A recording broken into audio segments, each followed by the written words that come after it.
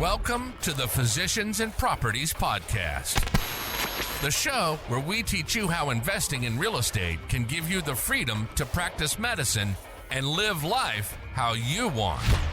Doctor! Now, here's your host, Dr. Alex Schlow. Hey, Dr. Frey, thanks for coming on the Physicians and Properties Podcast. So happy you're here. How are things going? All good. Yeah. Thanks for having me, Alex. Awesome. Yeah, I know. Really excited to get you on the show. Been reading the blog for a bit at the Prudent Plastic Surgeon and learning a lot of great information there. So happy to have this conversation in person, at least over the computer, and looking forward to connecting. Yeah. Yeah. Awesome. Same. Yeah, absolutely. Hey, if you don't mind, I'd love to just go back to the beginning, your journey into medicine and plastic surgery, and then we'll start there if that's okay with you. Yeah. No, that's good. Yeah. Getting into medicine, I grew up in Buffalo, New York. I ended up going to college away at Emory University, and I went there thinking I was going to do business just because that's what my family had done and stuff like that. I always liked science in high school and stuff like that, but I thought I was going to do business. I ended up going down there doing business for a year and just finding it really boring and not at all. It wasn't hitting the right notes for me. So I ended up switching to a science major, and I was just, do I want to be a chemist? I don't really think I want to be a chemist. So what's like the practical application of science? And that was medicine. And so that's how I got into that. And then plastic surgery was really like a coincidental sort of lucky happenstance kind of thing, because I knew I probably wanted to do surgery because I liked working with my hands and everything like that. But I thought I wanted to do orthopedic surgery. That was not really clicking for me either when I got into it and saw what it actually was. So I was pretty confused, like my third year of medical school, what I was going to do. I had a neonatology rotation as an elective. And last minute, I decided I didn't want to do pediatrics, that kind of thing. So maybe I'll change it. And the only elective available was like a craniofacial plastic surgery rotation. So I signed up for that. And I ended up loving it because I thought, like most people, plastic surgery is just the aesthetic side of it. That's what's mostly seen. But then I got to see a lot of the cool reconstructive things that also were involved, and I really just fell in love with it. I got into it a little bit late in the game, but was fortunate to have some awesome mentors and got some research done and ended up matching at NYU and going there for 7 years, 6 years for residency, 1 for microsurgery, and just really loving it. And now I moved back to my hometown, Buffalo, with my wife and now 3 kids. We had 2 when we moved, and joined a practice there that's a hospital-based practice, and really loving it. And most of what I do is breast reconstruction. That's awesome. Yeah, I'm blown away all the time with what you guys can do in plastic surgery. It's incredible. I went to med school in Richmond at the Medical College of Virginia, and I'm blanking on his name, but wasn't the facial transplant surgeon from NYU? Yeah, Eduardo Rodriguez. Yeah. He came and spoke to us, and it was just unbelievable. That whole process, everything that went into that facial transplant, I'll never forget it. So that was really eye-opening for me on, like, goodness, it's just incredible what plastic surgeons can do. So thanks for doing that. And I agree. And of course, we all understand it's definitely way more than the cosmetic side of things. And, what a long journey to get to where you are now. How did it feel when you were finally done with residency and fellowship and then now in attending? How did that feel, that transition? It feels good now. It's a good segue, I guess, because it was funny at the end of my training. That's what I thought it was just, okay, finally, I'm going to be an attending. Everything's going to be good. I had that arrival fallacy and waiting of being like, okay, I'll be happy when I'm an attending. And I was finally getting ready to graduate, like a year away, half a year away. And I was really stressed because everyone was telling me that, oh, you're going to be an attending. It's going to be great. You're going to be making all this money. Finally, it's all worth it. Like, it all paid off. And in my head, I was just like, it's not going to be great. And I remember venting to my wife one night, and I was like, I don't know what to tell people. It's just not, like, they don't understand. And I was so stressed. And I realized I was actually feeling burnt out. And a lot of it was due to a lack of financial well-being. And people were telling me all this, again, it's going to be great. But I had $500,000 of student debt. I had credit card debt. I had no savings, no investments, didn't know how to go about that. 2 young kids. And yeah, my salary was definitely going to go up from being a resident, but it just seemed like my spending was going to immediately jump up to meet that right away, because everyone was telling me, oh, you have to get a certain type of car, a certain house, dress a certain way, get a watch, everything like that. So I was actually super stressed out at that point. And that's when I started paying attention to finances and learning about it. And thankfully, my wife and I, we really did this together, and that turned things around so that when I did finally graduate, and my wife was at the same time finishing her PhD. And when we did that, and when we moved and I became an attending and she became a professor, we really felt like we did it in the right way and were able to really enjoy it and still enjoy it to this day. But it wasn't it wasn't smooth by any means. Yeah, no, thanks for sharing that. A lot to unpack. I felt the same way as you coming out of residency. Like I said, I do family medicine, but I remember same thing, being so excited out of residency, now going to be an attending. And I found out that I was going to Schriever Air Force Base, now Space Force Base, but I'm Air Force, and got there and realized I was the only physician that was there. And so I was like, wow. Man, I went from all this support in the residency program, all these great minds to bounce ideas off of, and now it's me and a few NPs and PAs.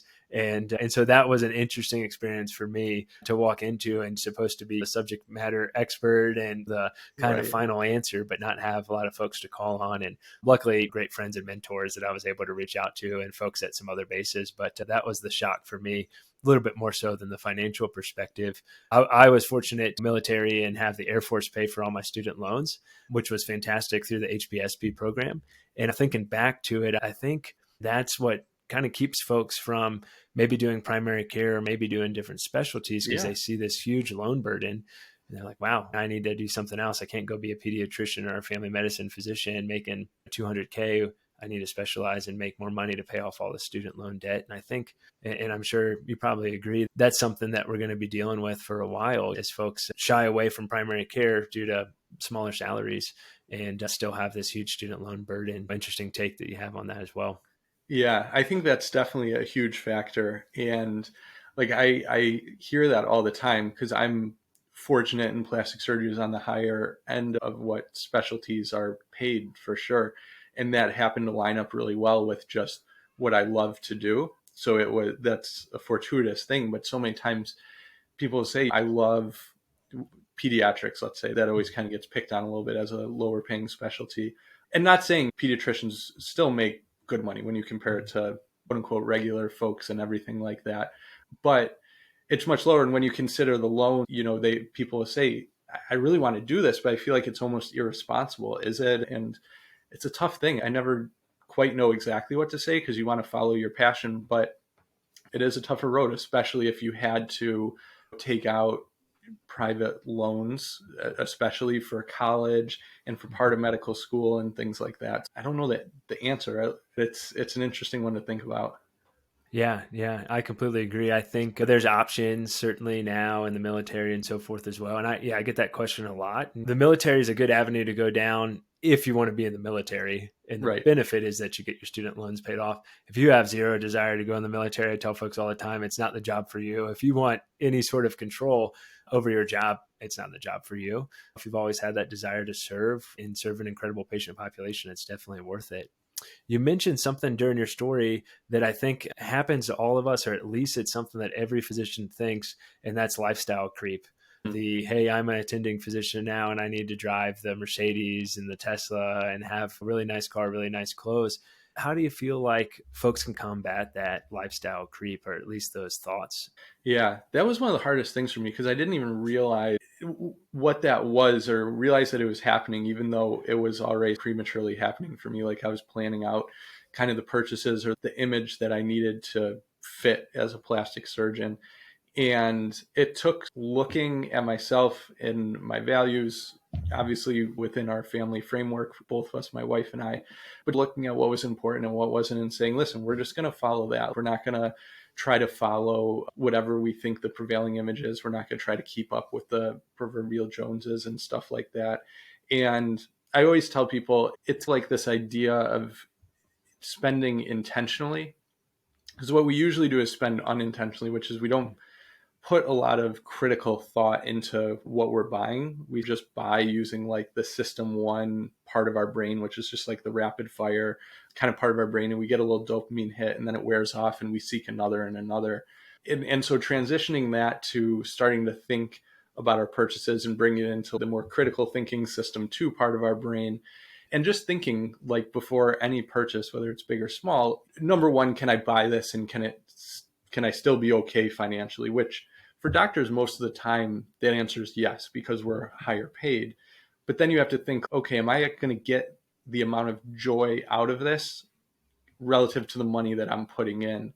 And I think that's what helped me a lot is just looking at purchases. And like I tell people, it's not about not spending money or being overly frugal or something like that. Like I still spend a lot of money, but I just spend it on the things that are really important to me after I've saved and stuff like that to put us on the path to financial freedom. With the rest, we try to spend pretty aggressively on the things that are important to us and not the things that aren't. And that tends to be experiences and stuff like that. So that was really tough. I think especially, it's with all doctors, but I think especially as a plastic surgeon, there's a certain kind of stereotype. And you go to one of the meetings and everyone's wearing some fancy suit and has a $1,000 watch and all this stuff that honestly, I couldn't really care less about. But I felt, oh, if I'm going to be doing this, that's how I have to look too. And thankfully, I've just found that's not the case at all. I drive like a Toyota and my patients don't care. My referrers don't care. I go to all the meetings and just, I'm more casual, just wearing like dress pants and a dress shirt and not going crazy with anything. It's all fine. I still get invited to the panels and everything like that. So it was all made up in my head, but I think it's a really powerful thing that we all project onto ourselves. Yeah, I agree. I think we have imposter syndrome in medicine in general and imposter syndrome from the financial perspective in investing as well. That's certainly something we could probably spend a lot of time talking on. I was thinking about this as you were discussing it. Have you ever heard of the 10-year plan? I have or like the 10-year idea in terms of spending. I have a friend who mentioned this on his podcast, Brian Lubin, and it's essentially, hey, if you're going to remember this event, this experience, this thing in 10 years, then you can afford it, then do it. But if not, then what's the point? Is it going to be really worth it? And so I've really started looking through that framework. Yeah. I got to give a credit to Brian Lubin, my buddy, who told me that. But I've been using that a lot because I think I'm quite a frugal person. And I think I've probably missed out on some things just because I want to penny pinch and save as much as possible. And I really started looking through that lens and it was freeing. So maybe that's helpful to someone listening. But yeah, I agree. It's what you fill your cup up with. And for us here in the Schlo household, it's more experiences and spending time with family and traveling. And so that I'm totally fine spending money on. The other thing I think sometimes folks think is that they can't spend money at all. And like even getting a latte is going to prevent them from getting to financial freedom. And I don't think that's right either. And so I think it's just finding that balance as with everything. Yeah, I agree. And that's something I'm continuing to work on because I also tend to be one who I'm like, okay, we're saving this amount of every paycheck and we're investing in X, Y, and Z, and we have this much left over. And I find myself still being like, okay, how much of what's left over can we save? And so I've really been working being like, okay, we actually don't need to save any of that. Like we're saving what we said we were going to save. So now we can use this to exactly what you're saying, fund those things that we're going to remember in 10 years. And it is a constant battle in remembering that. I think I've gotten a little bit better, but still working on it. Yeah. I think it's something we'll probably have to work on for a while, but yeah, absolutely. What got you started on your journey towards financial freedom? What really lit the fire for that? And then ultimately leading to the Prudent Plastic Surgeon and everything that stands for. Yeah, it was when I was going through that transition, like I said, between the end of training and becoming an attending. And I realized, like I said, that I was experiencing burnout. I was losing my love for plastic surgery and medicine and all those classic symptoms. And a big part of it I attributed to that lack of financial well-being when I really looked at it, because I was bitter. I was like all of us, we give our 20s, or in most cases, give our 20s to medicine. And then you come out with a certain sort of expectation of, okay, this is why we did that. And it wasn't really meeting up for me. And a lot of that was, again, because I was just in such a financial hole. I didn't see a way of getting out of it. I saw a life of financial stress, not the life that I had planned and we had planned for our family. And thankfully, what we did, instead of just wallowing in that or sitting in that, we decided we were going to learn a lot about personal finance. And the first book we read was Millionaire Next Door, which I think is an awesome book. But that was the first time I was like, oh, wow, we can, this is what financial freedom is. This is a concept that exists. Never understood that. And B, like, we can reach it. And anyone can reach it. But especially as physicians, we're high income earners. We have an even better shot if we do the right things. And so then we just slowly kept learning and implementing things that seem silly now, which is creating a savings rate. We didn't even understand that concept.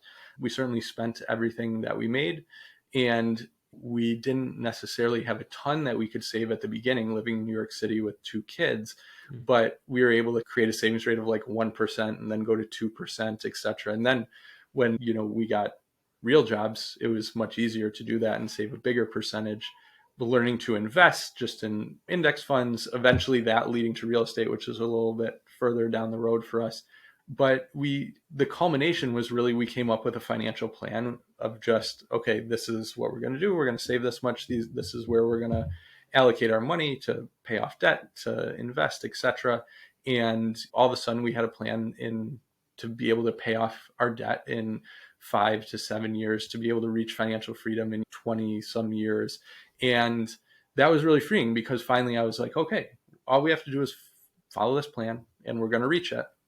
And I found without that weight, I didn't have the same bitterness towards medicine. I found that I was enjoying medicine a lot more. The little things that used to bother me or be like, God, this just sucks. We have to deal with X, Y, and Z. And I still have this much debt or whatever. It didn't bother me as much, because I was just like, okay, this is a little hassle I have to deal with in order to do this work, which I think is really fulfilling. And so in that sense, I truly felt like I became a better doctor, which is what I always tell people. And that then led to the Prudent Plastic Surgeon, because I felt like everything I was being told before was that money was not important. You shouldn't think about money as a doctor, because we didn't get into it for money, and that made us lesser than as a doctor. And what I found was the complete opposite. I felt like when I started thinking about money or paying attention to my money and my financial well-being, that's when I became a better doctor. And I just saw other people being told this same taboo and falling under it the same way I had. And I just wanted to say, no, these things aren't mutually exclusive. Like, actually paying attention to your financial well-being is important for your overall well-being, important for you as a doctor, important for your patients, because you're going to provide better patient care. And there's a big difference between paying attention to financial well-being and manipulating patient care in the name of greed, which I think is what people worry about, but that's a very different thing. So that's how all that came about. And we're still on the journey. We have not reached financial freedom. I'm still paying off debt. So I'm very much still on the path, and like to talk about all my mistakes as much as my little successes up to this point. Yeah, that's great. I think that's one thing I really love about your content and the blog is your transparency. I think it's really easy to write or talk about all the successes that we've had and the investments that went really well, but sometimes we either are afraid to share or are hesitant to share those investments that didn't go as well. And oftentimes, I know personally, I learn more from those experiences or hearing about those experiences and reading about them. So thanks for being so transparent on the blog about that stuff. Yeah, absolutely. Going back to the financial plan, what would you tell a resident or someone who's about to be an attending? What is important to go into the financial plan? I know you mentioned savings rate, but what are some kind of basic outline of a financial plan if someone's looking to get started in that? Yeah, I think the biggest components, or like how we broke it down, I think is to start, you want to list out your financial goals and order them. So like for us, a huge financial goal was become debt-free. Another one then became reach a net worth of, and it can be X number of dollars. We just said $1 million by this year, in 10 years, whatever it is. And you just want to throw them out there and be pretty aggressive. Make X amount of money in cash flow from real estate in 5 years, whatever, what have you. And then once you've listed them all out in no particular order them in a priority list. And then I try to convert that into financial priorities, which is different from the goals in that the goal is almost like just that. It's the end point, but then the priority is the action that's going to get you there. So it just helps you to look and say, oh, we ranked becoming debt free as our number one goal. So our number one priority is going to be pay off debt. Then we wanted to reach a net worth of X amount of dollars. We're going to do that by investing. So invest this much money every year, things like that. And then we just wrote how we were going to invest, which at the beginning was simply index funds. We said we're going to have 80% of our investments in stock index funds and 20% in bond index funds. We're going to rebalance once a year. We wrote what we're not going to do, which is we're not going to pick individual stocks. We're not going to try to time the market, etc. And then eventually we added real estate into that. So we wrote out how we were going to invest in real estate. But it's really helpful. It's like a 1 to 1.5 page document that we have, and we can refer back to it if we ever get lost or feel like we're not on the right track. We can remind ourselves why we're doing this and how we're doing it. If we get tempted by other things, crypto is like a huge thing. It's obviously tamped down a bunch, but like a year or so ago, it was a huge thing. And so even I was like, am I just missing something here? But going back and looking at that plan and being like, no, you know what? Like all we have to do is this, and we're going to reach our goals. So we don't need to do anything else. This is what we said we're going to do. So we're going to keep doing it. It's just really helpful. And my wife and I, we've posted on my blog our actual financial plan. So you can go on there and see it just as like a jumping off point for anyone who's looking to get started. Yeah, definitely check that out. I'm sure that'll be really helpful for folks. You mean you didn't have Dogecoin and GameStop on your financial plan though? I didn't. I guess thankfully now, but at a time I was like, man, if we only knew. No, the same way I didn't invest in that stuff either. But my buddy was like, you know what? Let me just throw $500 in Dogecoin, and I think it ended up making 15,000. And I was like, But anytime I've had any speculative investment or tried to pick a stock, it's always ended poorly. So I completely agree. Low cost index funds, let them do the work and just keep on investing and set it where it's automatically drafted out of your account. And I think certainly a good balance of stocks and real estate. I'm definitely more real estate heavy, but I think there's certainly a place for stocks and bonds and so forth, these alternative investments that can be beneficial. I know you said you got into real estate down the road. Do you mind if we jump ahead to what that journey has looked like for you? Yeah, for sure. And I'll say it's funny dovetailing off of that because and I think a lot of people are like that. We like to feel like we're active in our investments and making the right decisions. And when it comes to stocks, it just really does pay to be passive. But real estate has filled that gap of the active sort of management type of thing for me. And I think that's been a little plus of it. But yeah, so let's say this whole journey started my fellowship year. So that was like 2019 to 2020. And then July of 2020, we moved to Buffalo.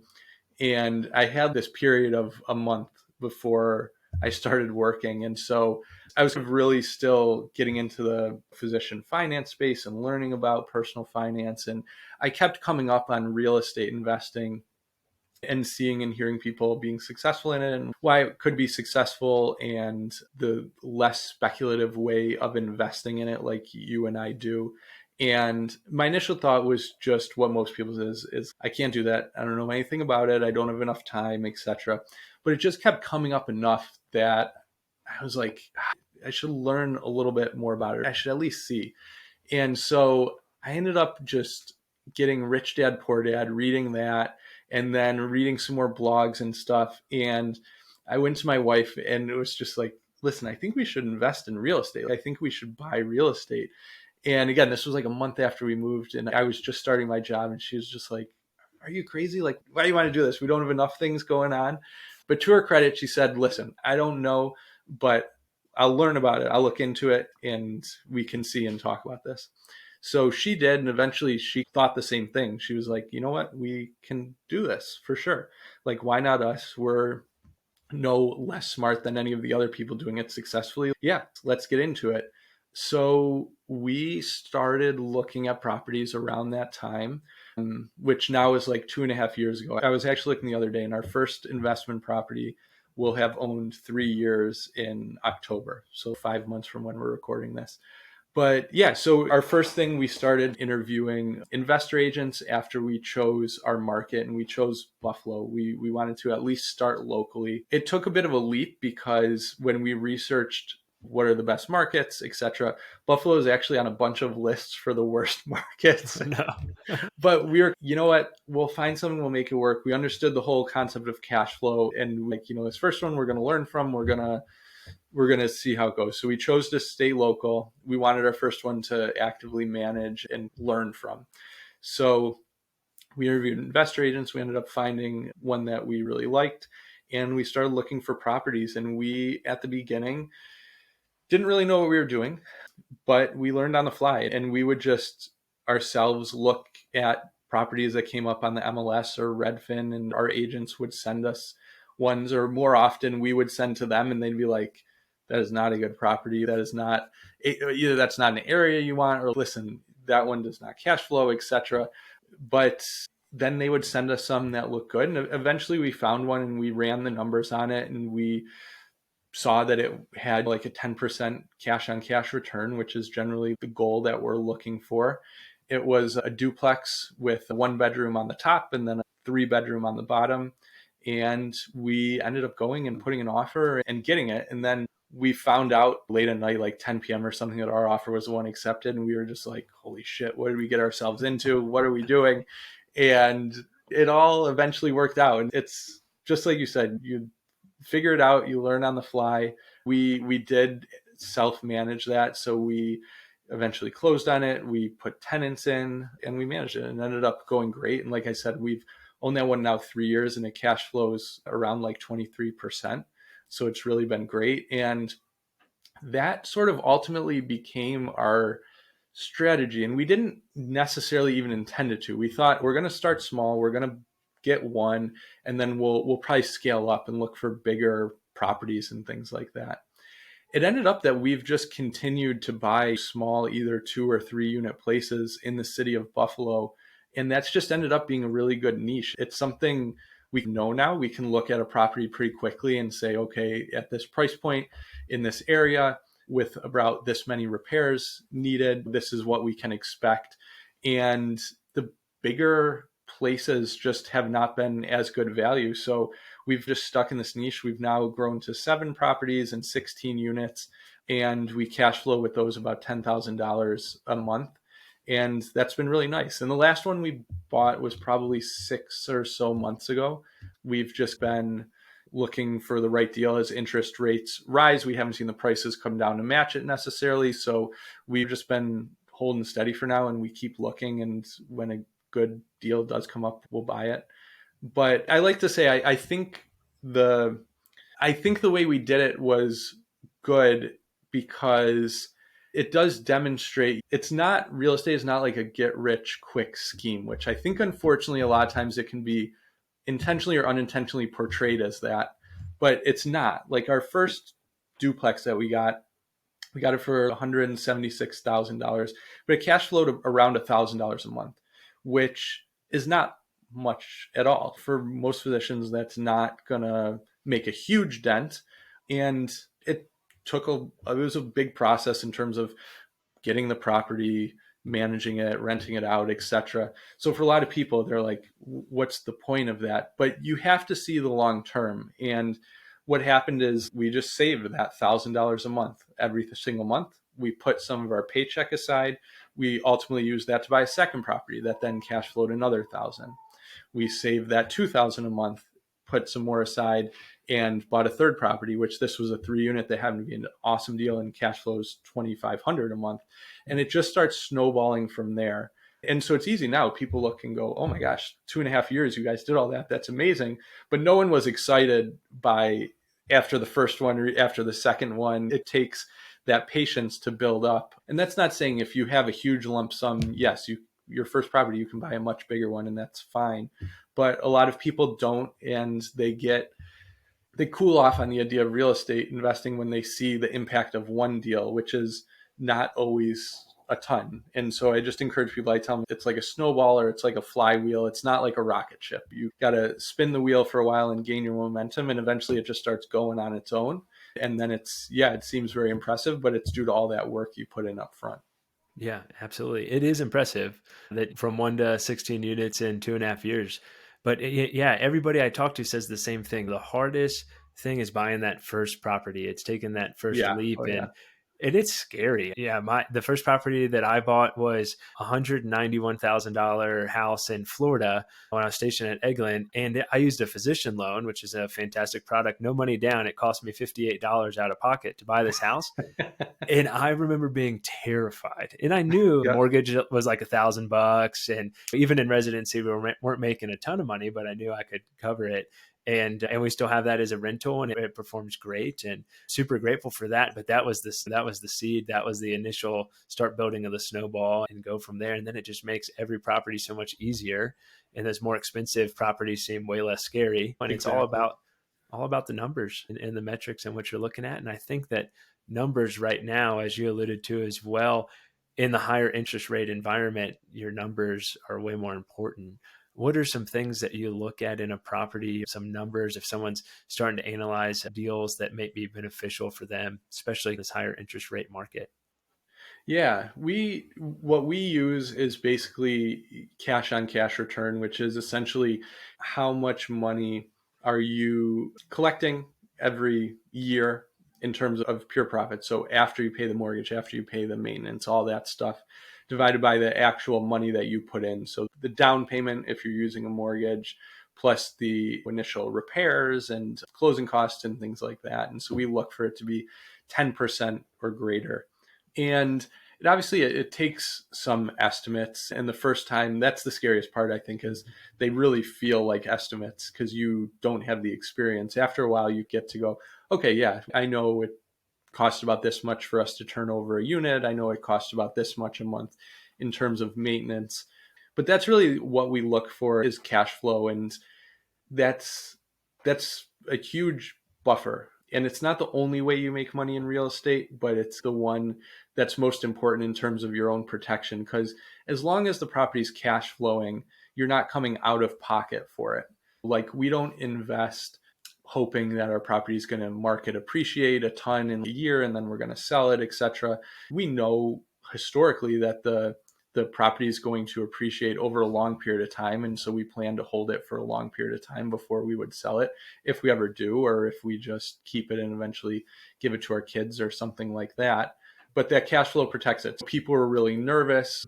The housing prices started to really decrease after they had been skyrocketing for so long. But for us, we didn't really care. In one or two instances, our home value of the investment property dipped a little bit below even what we paid for it. And we're just like, we don't care. It's still cash flowing. We're not planning to sell it anytime soon. Like, it could be worth $0 right now. I don't care. It's still making $1,500 a month. We'll just wait for it to come up again. But even then, we're not even planning to sell it. So what's it matter? So that I think is an important concept to understand. Yeah, absolutely. I think that cash flow is most important as well. And I think passive income cash flow that offers the freedom that we've talked about, and ultimately the freedom to practice medicine and live life how you want. And I think that it's a safety net. It's freeing to know, hey, regardless, as long as that tenant's in there, I'm going to make ballpark this much money on the property. And yeah, we certainly invest with cash flow in mind, and the appreciation is just the cherry on the top and a nice benefit to have, but we're not counting on it by any means. So I think that's really helpful. And I don't have a crystal ball. I don't know if you do either, but I don't see the interest rate environment sticking at 7.5%, 8% long term. I think we'll probably trickle back down from what I've been reading over the next couple of years, maybe down to 4.5%, 5%, which is a little bit more normal. I don't know if we'll ever see the twos again, which was glorious, but I don't know. I'm interested to hear what your thoughts are on that. Yeah, same thing. I don't know. I expect everything generally cycles. So I expect it to go back down. When, I don't know. And ultimately, like, that interest rate is just another number in your calculation. It's not, again, I'm saying we're just not investing because it's so prohibitive or something like that. It's just, I think it's taking time for the prices to come down to equilibrate with those increased interest rates. And if and when we find one that cash flows well at 7.5%, we'll get it. And if the rates go down, then we can refinance it, and that's perfect. We don't need to I don't think anyone should feel the urge to create more lax criteria for what's a good deal or not a good deal. Just be patient. Eventually the market always equilibrates, and rates, again, I think also will go down. Just looking at historically, things ebb and flow. There's no reason to rush, and just keep looking for deals and analyzing. If you find one, go for it. If not, just wait for the next one. Yeah. Yeah. I had the chance to interview Dr. Tom Burns, the rich doctor, for this podcast as well. And he had a quote that he used called active patience. And I really liked that and heard that before. And I think it's important now in this market. And he basically, the theme behind it was just be patient, but still actively looking and understanding that this is a long play. This is a long game in real estate. It's a long game for financial freedom. And if it happens sooner, great. It's just taking these baby steps. It's getting started. It's adding $150, $200 a month in cash flow and just stacking that. And next thing you know, in 2.5 years, you got 16 units and cash flow and $10,000 a month. So it's just getting started and starting that snowball. So thanks for sharing that. Yeah. Awesome. I want to be respectful of your time, but I did want to just ask you a couple other questions, if that's okay. Yeah, of course. What do you think, with all the research that you've done and all the writing that you've done, what do you think, quote unquote, the perfect portfolio would look like for a physician? Or what do you think, what does your portfolio look like in terms of, if you don't mind sharing, like percentages of investments in stocks and bonds and real estate and in other investments? What do you think that looks like? Yeah, so when we started out, what we did was essentially we saved like 40% of our paycheck, and a third of what we saved, a third of that 40% went to paying off loans, a third to investing in stocks and mainly in retirement accounts, and a third to saving for real estate investments. That now, in terms of what we save, roughly goes in the same direction. But in terms of net worth, real estate has become a bigger portion of that just because it's grown a lot quicker. So real estate's like, investment real estate is probably like 55 to 60% of our net worth. And certainly it's all of our passive cash flow. So that's become a bigger part. We still contribute equally. And as our loan amount has come down, we've been able to put more towards investing. My private loans are almost completely paid off at this point. We still have the federal loan pause. So more of that is going 50-50 to investing in equities like stocks and bonds, which now that spills over into a taxable account, and then 50% going towards real estate. But again, we're still saving that $10,000 we make every month. We actually take $1,000 of it and use it to pay off additional principal on our primary home mortgage. But other than that, it just is saved for buying more real estate. So that has grown more. Do you have to do that? No. Obviously, there's doctors who are really successful and only invest in real estate and are really passionate about doing that. And I think that's possible if you want to do that. And it's certainly possible to do no real estate and just say, I'm just going to save 20% of my income, invest in index funds, work at a job I like for 25, 30 years. And that's a perfectly good way to reach financial freedom and retire and live really well on your own terms. So it's whatever you want to do. But I tell people, I think investing in real estate is an awesome way to accelerate that path. And even if you just want to do it more passively with syndications or a fund, as long as you select your sponsors and who you invest with, I think that's also a really great way to do it. Yeah, absolutely. I like that idea of a semi-balanced portfolio. And like I said, we definitely lean towards more real estate investing as well for all the reasons that you said. And we didn't even hit on some of the other benefits, like the tax benefits of real estate and depreciation and all those things as well, that certainly come into play as benefits to investing. Yeah, absolutely. That's been huge for us because my wife has real estate professional status for the past 2 years. So that's been huge in terms of the tax savings against our W-2 and getting some pretty sizable refunds tax-wise, which again, just help you accelerate paying off debt. And even this last one, which was a big move for me, my usual response is, okay, let's just take that refund and just use it to all invest or all whatever. But we took a good chunk of it and put it aside for vacation, and we were buying a playground, like a play set for our kids. So that's another example of that intentional spending. Yeah, absolutely. Happy to hear that. Yeah, real estate professional status is incredible. trying to talk my wife into doing it and getting it. And I got her on board for real estate investing for the most part. And I think that having your wife in your corner is just so helpful for It's helpful. investing. Yeah, Yeah. absolutely. I had to tempt her with short-term rentals. She loves interior design and photography and staging. And so Oh, nice. we That's started perfect. buying some short-term rentals so that would keep her happy. And she does an amazing job at it. So yeah, Nice. sometimes you got to do whatever it takes to get Exactly. the wife interested and involved, but certainly grateful for her. That's fantastic. The other thing I've read in your blog a lot, and you mentioned a lot, is being a dad. How do you Yeah. balance being a good dad, being a plastic surgeon, being the prudent plastic surgeon, investing in real estate? How do you balance all of that? I don't know. It's tough. I don't think I'm perfect at it for sure. It just takes a lot of time management and time prioritization. And we talked about before, what I try to do with a lot of the side stuff is stack it. So I'll find a time when I have a chunk of time, and we'll just do my blog post for the week at that point. And there's some weeks I don't get to that. And that's why I stay ahead and I have a reserve of blog posts ready to go. And then also, I think it's about, as you grow and scale, finding who, not how, kind of people to help you. And we've done that kind of with family. My sister helps me with the blog stuff in terms of social media and posting the posts that I write. And my brother helps us manage the properties, a side gig to his job. And obviously we pay them for that.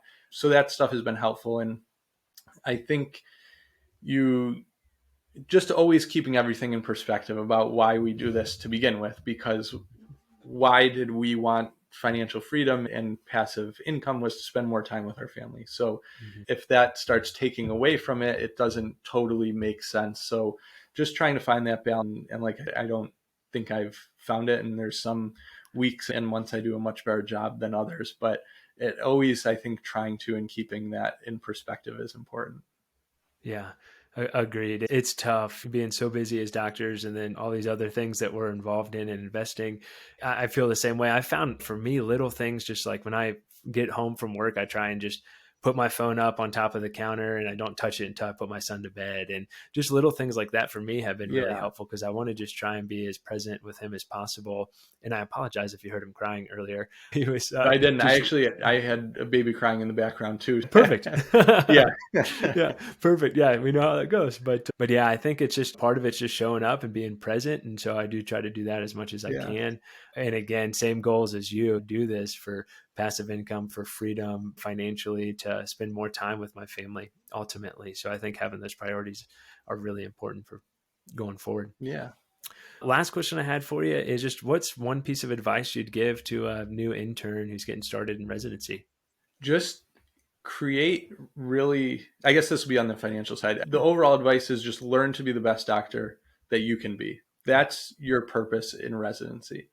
What I always try to tell them is, in terms of financial well-being and that stuff, it's important to think about. You don't want to completely neglect it, but it doesn't need to be something that's on the forefront of your mind every day. Just create simple little habits. Try to create a small savings rate. It doesn't, the rule of thumb is 20%.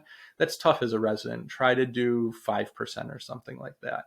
And then just use that to pay off loans a little bit or to invest a little bit. Just do something like that so that you're heading in the right direction. And then when you get to that point where you're going to start making more money, those habits just go on autopilot. You don't have to think about saving a portion of your paycheck. And that just sets you off on such a good foot, because it's really easy to save money that you haven't spent.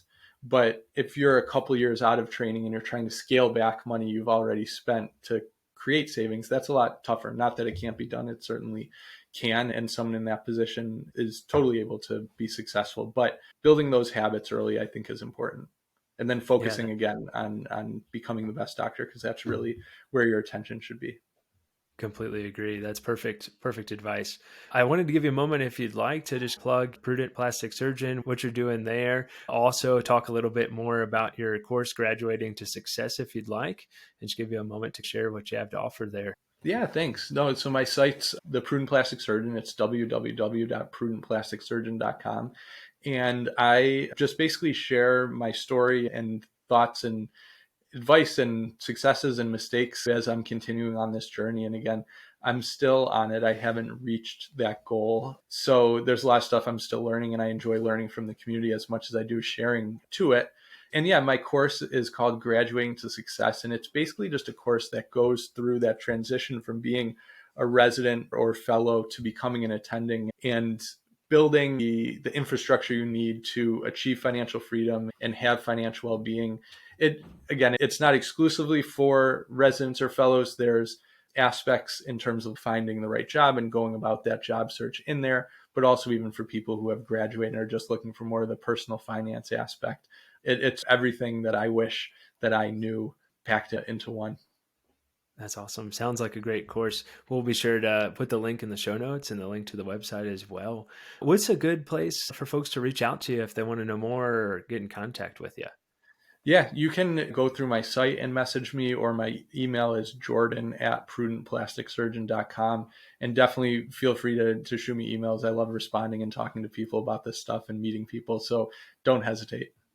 Awesome. Really appreciate it. Thanks again, Dr. Frey, for your time. I really appreciate the wealth of knowledge that you shared and offered to the community. It's been fantastic. Awesome. Thanks, Alex. And thanks for everything you do as well.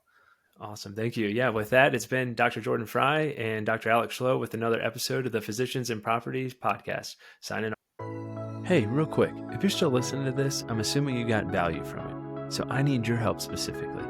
My 2-year vision with this podcast is to help 100,000 physicians learn how investing in real estate can give you the freedom to practice medicine and live life how you want. There are 2 main ways that a podcast grows. One is through ratings and reviews, and the other is word of mouth. If you can please leave me a 5-star rating and review on Apple Podcasts and Spotify, as well as send this to 1 to 2 friends that you think would get value from it, we can reach the physicians that we want to reach.